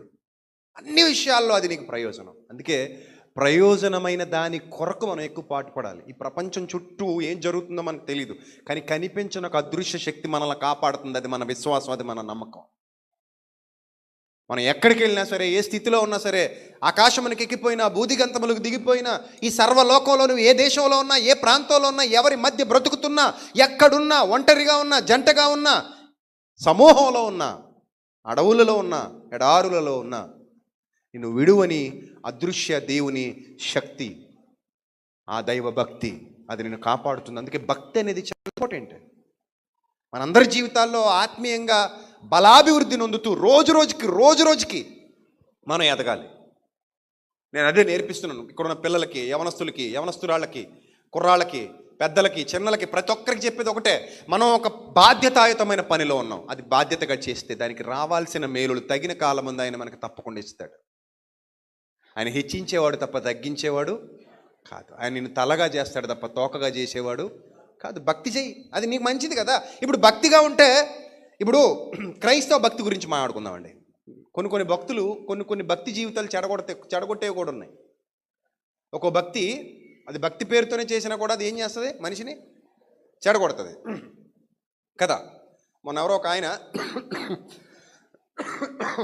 విస్కీ బాటిల్తో ఏదో చేస్తున్నాడు, మీరు చూసే ఉంటారు టీవీలో. వేణుస్వామి అని జాతకాలు చెప్తుంటాడు. విస్కీ బాటిల్తో సంథింగ్ ఆయన ఏదో పూజ చేస్తున్నాడు. అంటే అదే ఇంక ప్రసాదంగా స్వీకరిస్తాడనమాట. విస్కీ బాటిల్ తెచ్చి దాన్ని కట్ చేసి దాన్ని ఓపెన్ చేసి. సో అది భక్తి కాదు, బైబిల్ ప్రకారంగా అది సూటబుల్ కాదు. ఆయనకి అది సూటబుల్ అవ్వచ్చు, మనకు సంబంధం లేదు. మనకు సూటబుల్ కాదని చెప్పడానికి ఎగ్జాంపుల్ చెప్తున్నాను నేను. సో మనం ఇప్పుడు విస్కీ బాటిల్ తెచ్చి నేను దేవుడికి అభిషేకం చేస్తానంటే కుదురుతుంది. అది మంచిది కాదు, అది ఆరోగ్యానికి మంచిది కాదు. ఇంకేసి ఆరోగ్యానికి మంచిది అయితే పోనీ సపోర్ట్ చేయొచ్చేమో. ఆరోగ్యానికి మంచిది కానీ ఎలా సపోర్ట్ చేస్తావు? అది ఆరోగ్యానికి మంచిది కాదు. అది తాగడం వల్ల నీ ఆరోగ్యం పాడవుతుంది కదా. రైట్. సో అంటే కొన్ని భక్తి జీవితాలు ఏం చేస్తాయన్నమాట, మనిషిని ఏం చేస్తాయి, పాడు చేస్తాయి. మరో చోట భక్తి జరుగుతూ ఉంటుంది. భక్తి పేరుతో ఆడవాళ్ళను వేదికలు ఎక్కించి వాళ్ళతో అర్ధనగ్న నృత్య ప్రదర్శన చేస్తారు. దానికి ఏమని పేరు పెడతారు చెప్పండి? ఏమని పేరు పెడతారు? భక్తే. మరి ఆ భక్తి వల్ల నీకు ప్రయోజనం ఏమైనా ఉందా చెప్పు? ఇప్పుడు మన తల్లి, చెల్లి, అక్క, అమ్మ ఎలాగో, భార్య ఎలాగో, ఆవిడ కూడా అలాగే ఆడమనిషి అంతే. పాపం మరి డబ్బు కోసమో లేకపోతే ఏ పరిస్థితిలో ఉందో, ఎందుకు అలా వచ్చి నాట్యం చేయాల్సి వస్తుందో మనకు తెలీదు. సో ఆమెను అంత ఆ పరిస్థితిలో అలా పెట్టి అది కరెక్ట్ కాదు. ఇట్స్ కంప్లీట్లీ రాంగ్ అది. సో దాని కింద కూర్చొని చప్పట్లు కొడుతూ ఎంకరేజ్ చేస్తూ హై చెయ్యి అని డబ్బులు చల్లుతూ చేసే దాని భక్తిని ఎవడంటాడు, ఎవడండు. అది నీ పైశాచికత్వం. ఆ పైశాచికత్వాన్ని నువ్వు దేవుడి పేరు మీద జరిగిస్తున్నావు. That is completely wrong. అంతే, నువ్వు ఎన్నైనా చెప్పు, తప్పది. దేవుడి పేరు మీద నువ్వు జరిగించే ఆ పైశాచిక ప్రదర్శన తప్పది. అది ఒక ఆడపిల్ల. మళ్ళీ నువ్వు పూజించేది ఒక స్త్రీని పూజిస్తూ ఒక స్త్రీతో అలా డ్యాన్స్ వేయించి ఇది భక్తి అని చెప్తే దాన్ని ఎవడు అంగీకరించడు, బుద్ధున్నాడు ఎవడు అంగీకరించడు. తప్పది. క్రైస్తవ్యంలోనే ఒంటి మీద కూడా సరిగా లేకుండా డ్యాన్స్ లేపిస్తే దీనివల్ల మీకు ఏం ప్రయోజనం అని అడుగుతున్నాం కదా, ఖచ్చితంగా అడుగుతున్నాం. సో అలాంటి పరిస్థితులు తీసుకొచ్చి ఇది భక్తి అంటారు. ఆ భక్తి వల్ల నీకు ఇప్పటి జీవం కానీ రాబోయే జీవాన్ని కానీ ఏ ప్రయోజనం లేదు. కానీ నిజమైన భక్తి ఏం చేస్తుంది తెలుసా? నీలో యథార్థతను పుట్టిస్తుంది. నీ భక్తి నీకు ధైర్యమును పుట్టింపదా, యథార్థతను పుట్టిస్తుంది, నీతిని పుట్టిస్తుంది, నమ్మకత్వాన్ని పుట్టిస్తుంది, పరిశుద్ధతను పుట్టిస్తుంది, పవిత్రతను పుట్టిస్తుంది. ఇంకా ఎక్కువగా నేను దేవుని కొరకు పనిచేయాలని కసి నీలో పుట్టిస్తుంది. అది అనేక సందర్భాల్లో నిన్ను, నీ కుటుంబాన్ని, నీ పిల్లల్ని కాపాడుతూనే ఉంటుంది. మర్చిపోకు. నా భర్త దేవుని పనిలో ఉన్నాడు, అది నన్ను కాపాడుతోందని ఒక భార్య నమ్మాలి. నా కుటుంబాన్ని కూడా కాపాడుతుంది, నా భర్త దేవుని పనిలో ఉన్నాడు. నా భార్య దేవుని పనిలో ఉంది, అది నన్ను, నా పిల్లల్ని కూడా కాపాడుతుంది. నా తల్లిదండ్రులు దేవుని పనిలో ఉన్నారు, తప్పక నన్నది కాపాడుతుంది. నా పిల్లలు దేవుని పనిలో ఉన్నారు, తప్పక అది నా కుటుంబానికి దీవెన, ఆశీర్వాదం. ఇప్పటి జీవం విషయంలో, రాబోయే జీవం విషయంలో కూడా అది నీకు ప్రయోజనకరమైనది. ఖచ్చితం. అది మనకు తెలియకుండా ఎన్నో మేలులు మన జీవితంలో జరుగుతూనే ఉంటాయి. ప్రియమైన దేవుని సంగమా, ఆయన విడిచిపెడతాడా చెప్పు? ఆయన మీద ఆధారపడ్డప్పుడు ఆయన విడిచిపెడతాడా? నిన్ను నన్ను విడువడు ఆయన, ఎడబాయుడు. అది వాగ్దానం. అదే చెప్తున్నాడు, వాగ్దానం అన్నాడు. చూడండి అక్కడ. ఆ భక్త దైవభక్తి ఇప్పటి జీవం విషయంలోనూ రాబో జీవం విషయంలోనూ వాగ్దానముతో కూడినదైనందున అది అన్ని విషయములలో ప్రయోజనకరమగును అన్నాడు. సో కాబట్టి ఎప్పుడైతే వాక్యాన్ని మన హృదయంలో పెట్టుకుంటామో, చూడండి తీతు పత్రిక 3వ అధ్యాయం 8వ వచనం కూడా చూద్దాం. తీతు పత్రిక 3వ అధ్యాయము 8వ వచనం. ఈ మాట నమ్మదగినది కనుక అందరూ జాగ్రత్తగా వినాలి, ముఖ్యంగా యవనస్తులు. ఈ మాట నమ్మదగినది కనుక దేవుని యందు విశ్వాసం ఉంచిన వారు. ఏమంటే దేని యందు విశ్వాసం? మన విశ్వాసం దేని యందు చెప్పండి? మన విశ్వాసం దేని యందు? దేవుని యందు విశ్వాసం ఉంచాము. నేను నువ్వు మనందరం ఇక్కడికి ఎందుకు వచ్చి కూర్చున్నాం? ఎవరు లాక్కొచ్చారు నిన్ను? ఆ దేవుడే. ఆయన పట్ల నీకున్నటువంటి ఆసక్తి, ఆయన పట్ల నీకున్నటువంటి ఆ ప్రేమ, ఆయన పట్ల నీకున్నటువంటి ఆ భక్తి. దేవుని యందు విశ్వాసం ఉంచిన వారు మనమందరము. దేవుని యందు విశ్వాసం ఉంచిన వారు నేను విశ్వాసిని కాదు అన్నవారు ఎవరైనా ఉన్నారు ఇక్కడ? Anybody here? నేను విశ్వాసినే అన్నవాళ్ళు ఎంతమంది ఉన్నారు? పోనీ నన్ను ఇక్కడ లాక్కొచ్చింది ఎవరు? దేవుడే. నేను విశ్వాసినే అన్నవాళ్ళు చేయెత్తాలి. బహిరంగంగా మా విశ్వాసాన్ని ఒప్పుకుంటున్నాం. I'm also. నేను ఎవరిని? విశ్వాసిని. ఎవరిని విశ్వసిస్తున్నాను? నేను సర్వోన్నతుడైన దేవుడిని విశ్వసిస్తున్నాను. దేవుని యందు విశ్వాసం ఉంచిన వారు నెక్స్ట్ సత్క్రియలను ఎలా చేయాలట? శ్రద్ధగా చేయుట యందు. సత్క్రియలు ఎలా చేయాలి? శ్రద్ధగా. అంటే సత్క్రియ అంటే వాక్య సంబంధమైన ఏ క్రియ అయినా అదే క్రియ సత్క్రియ. సర్వోన్నతుడైన దేవుడు మనకు అప్పగించిన బాధ్యత ఏదైనా అదేంటది? సత్క్రియ. అంటే దేవుని పనిలో ఉన్నామంటే చాలా జాగ్రత్తగా ఉండాలి, గుర్తుపెట్టుకో. అది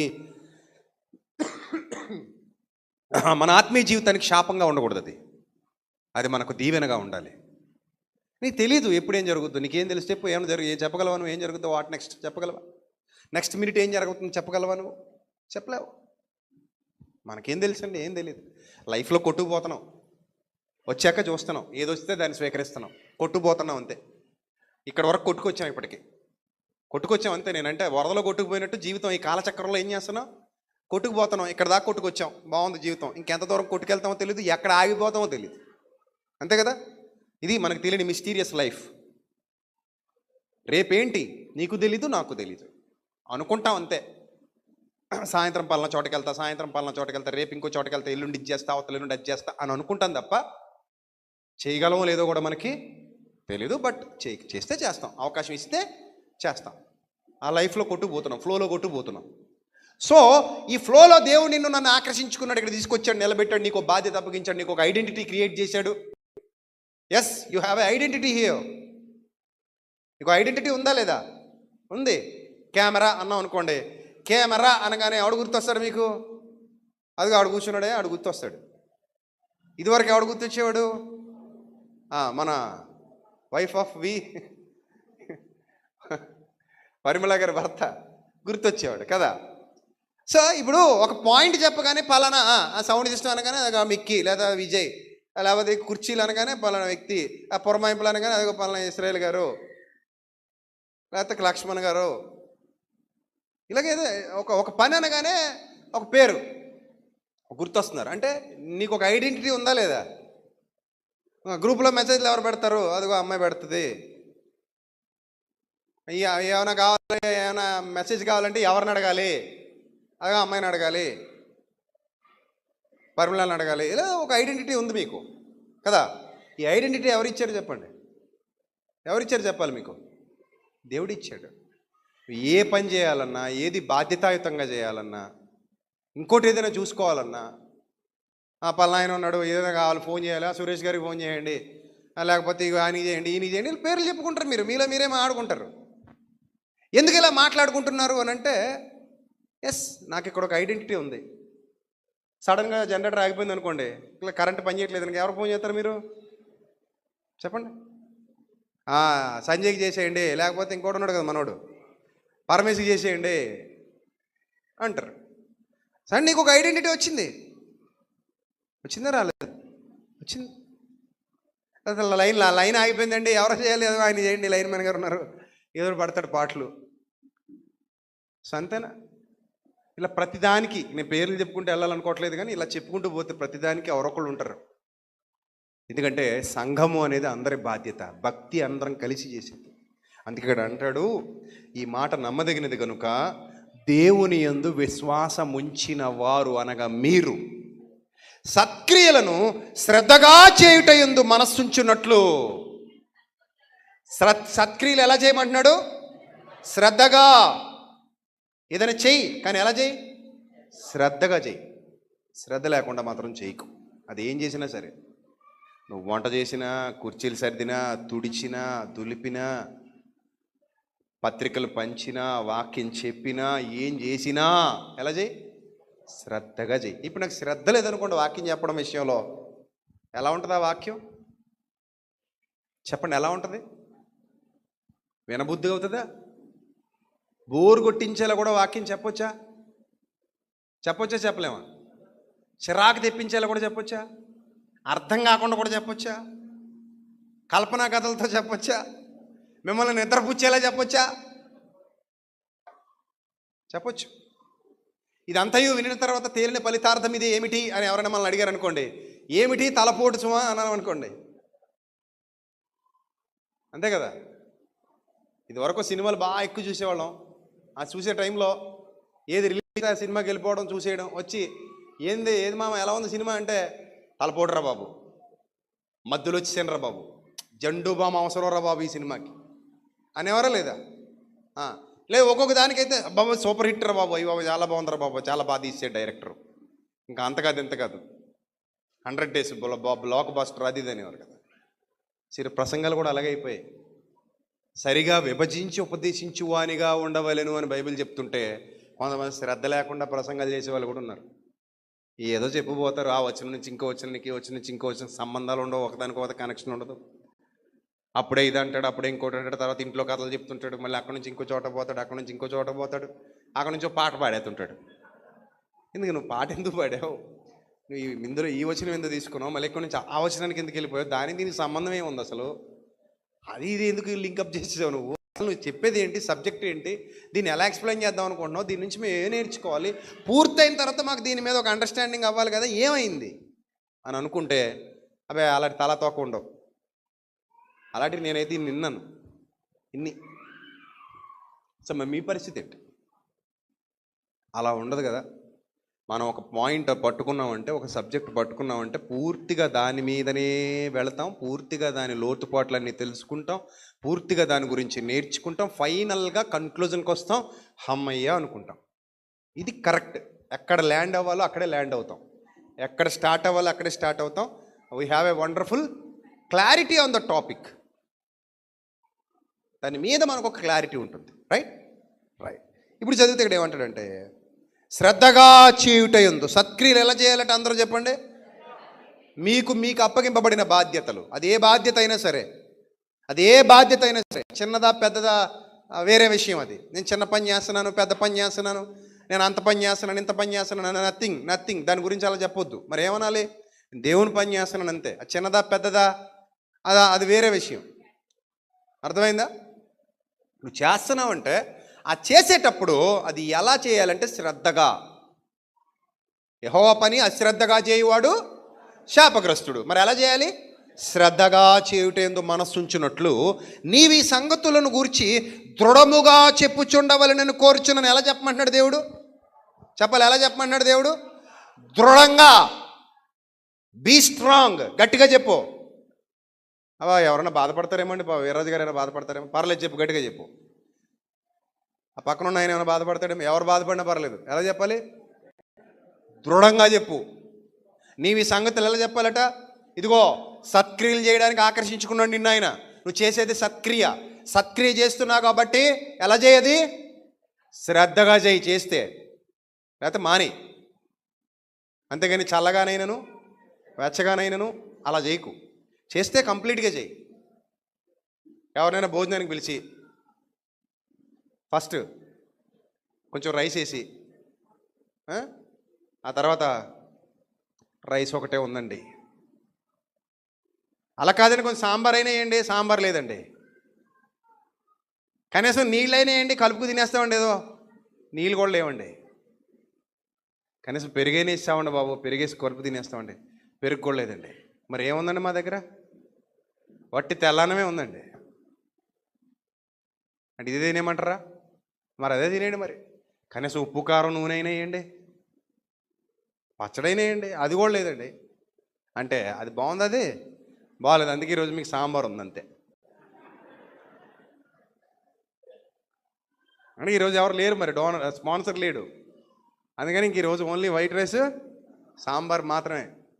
కలాస్ కలాస్. సో ఒక పని తీసుకున్నామంటే దాన్ని ఎలా చేయాలి? శ్రద్ధగా, సంపూర్ణంగా, బాధ్యతగా. అది దేవుని పని అయితే ఇంకా శ్రద్ధగా, ఇంకా సంపూర్ణంగా, ఇంకా బాధ్యతగా, ఇంకా సంపూర్ణంగా, ఇంకా బాధ్యతగా. అదే చెప్తున్నాడు ఇక్కడ. సరిగ్గా చదవండి. దాని గురించి దృఢంగా చెప్పాలని కోరుచున్నాను. ఇవి మంచివియు మనుష్యులకు ప్రయోజనకరమైనవి ఉన్నవి. దేవుడే చెప్పినా మనం నమ్మం. నువ్వు దేవుని పని శ్రద్ధగా చేయి, నీకు ప్రయోజనం రా నాయన అని దేవుడే చెప్తున్నాడు. కానీ మనకి ఏం కలగట్లేదు? నమ్మకం కలగట్లా. ఇప్పటి ఈ జీవం విషయంలోనూ దైవభక్తి, రాబో జీవం విషయంలో కూడా నీకు ఎలాంటిది? అది ప్రయోజనకరమై ఉన్నది కనుక శ్రద్ధగా చెయ్యి, శ్రద్ధగా చెయ్యి. ఏదైనా మొదలుపెట్టి అంతు చూసేయాలి, ఇంకా డెవలప్ అవ్వాలి, ఇంకా ఇంకా ఇంకా ఇంకా డెవలప్ అవ్వాలి, రోజు రోజుకి ఇంకా నేర్చుకోవాలి, ఎదిగిపోవాలి.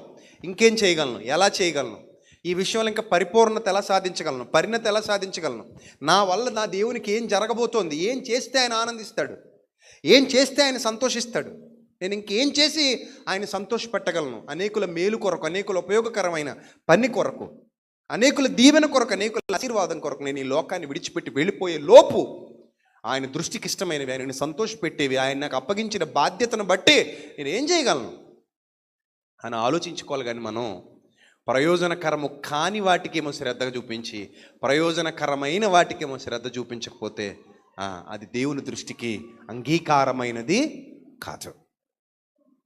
అది దేవుని దృష్టికి ఎట్టి పరిస్థితుల్లో అంగీకారమైనది కాదు. కాబట్టి నా ప్రియ దేవుని పిల్లలారా, భక్తి విషయంలో జాగ్రత్తగా ఉండండి.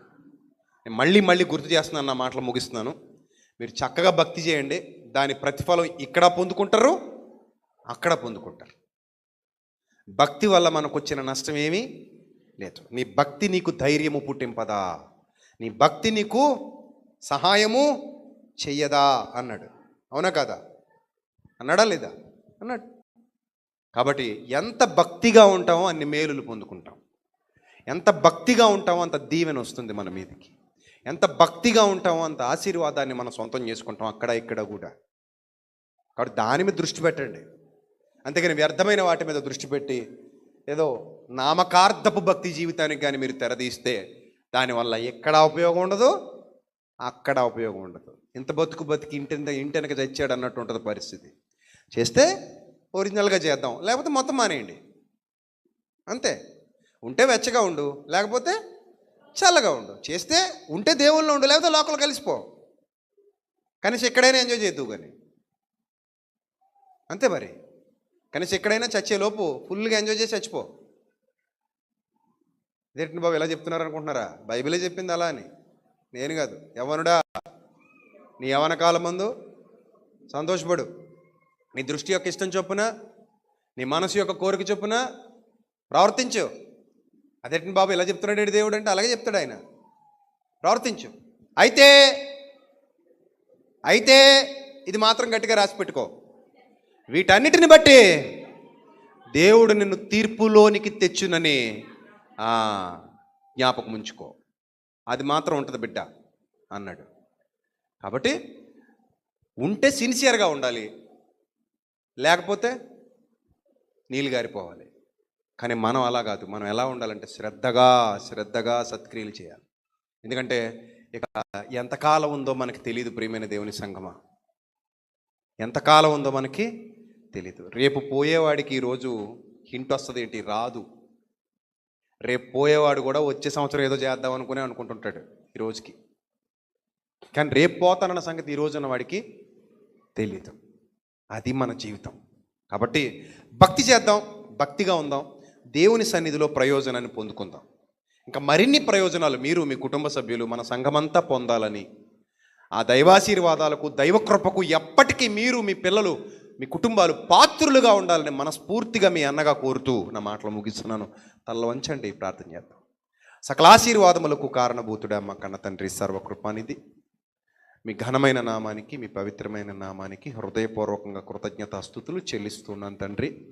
ప్రభువా, మీ పిల్లల్ని ఇంతవరకు మీ వాక్యముతో పోషించినందుకు స్తోత్రం. వారి హృదయాలకు ఆహారం అందించారు ప్రభు, అక్షయాహారాన్ని. అది వారికి ఫలించినట్లు సహాయం చేయండి. వారి హృదయాల్లో ఆ మాటలు 30 60 100 ఫలించాలి. అలాగే తండ్రి, అనేక ప్రాంతాల నుండి, అనేక దేశాల నుండి కూడా మీ వాక్యాన్ని విన్నటువంటి పిల్లలు లైవ్లో ఉన్నారు. వారిని, వారి కుటుంబాలను కూడా దీవించండి, ఆశీర్వదించండి. రెట్టింపు దీవెన ఆశీర్వాదాలు బిడ్డలకు దయచండి. ఇంకా బలంగా భక్తి చేసి తండ్రి, ఈ జీవం విషయంలో, రాబో జీవం విషయంలో ప్రభా ప్రయోజనకరమైన మేలులు పొందుకోవటానికి సహాయం చేయండి. ప్రభా ప్రతి ఒక్కరిని దీవించండి. ఇంకా అనేకమైన ఆత్మలు సంపాదించుటకు మమ్మల్ని బలపరచండి. మీ సన్నిధి కాంతిలో, మీ సన్నిధాన వర్తనులుగా మమ్మల్ని అందరినీ నిలువబెట్టండి. మీ కృపకు పాత్రులుగా ఎంచి, మీ కృపాబాహుళ్యం చొప్పున కరుణించమని కనికరించండి. ఘనత, మహిమ, ప్రభావములు మీకు చెల్లిస్తూ క్రీస్తు వారి శ్రేష్టమైన అతి పవిత్రమైన నామంలో ఈ ప్రార్థన మనవులు అడిగి వేడుకొనుచు జవాబు పొందుకొనుచున్నాం మా కన్న తండ్రి. Amen. God bless you all. Love you all. Thank you.